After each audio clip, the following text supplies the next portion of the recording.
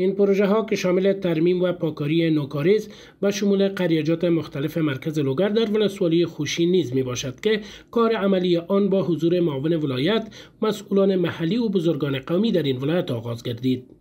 در همین حال مسئولان آب را منبع حیاتی و اساس پیشرفت زراعت یاد نمودند و آن را وسیله مهمی برای معیشت خانواده ها یاد کردند و از مردم خواستند که از اسراف آب جلوگیری نمایند و همچنان افزودند که این پروژه ها به حمایت مالی یونسکو و همکاری ریاست انرژی و آب تطبیق می شود که $64,000 امریکایی هزینه برمی‌دارد و کار آن در مدت 4 ماه تکمیل خواهد شد. دیوبو پروژه څوک چې کار کوي الله دې غوسره احسانات وکړي چې د محروم خلکو ته ورځي چې څه وسیله وجالته نه الته دوی کارونه کوي الله دې دا کارونه په خیر او عافیت بدل کړي. دا خو نه د کاریزونه دي د یونسکو مسیلو خانه د بودیجه تامینېږي او دا شپږ دانې په مرکز کې دي او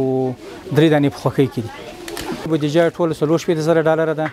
او دا په 4 میاشتې شاوخوا کې دا تکمیلېږي کار به خلاصېږي. از سوی هم باشندگان محل از آغاز کار این پروژه ها استقبال کردند و آن را گام مهمی در راستای انکشاف محلی و ایجاد زمینه های کاری برای جوانان خواندند. ډیر خوشاله چې دا موسسې راشي د مسؤلین راشي خای دی روسي الله دې ډیر ښه وشرو چې موږ ته نظر وکړه شل کله خو موږ ته څوک نه وراغلي نشه کاری باندې زرنده کړو د انقلاب سره په دې ځای کې ترس کار نه شوی. قابل ذکر است که با عملی شدن این پروژه ها از یک سو حدود 2000 جریب زمین زراعتی آبیاری می شود و از سوی دیگر برای 2200 تن زمینه کار موقتی نیز ایجاد می شود.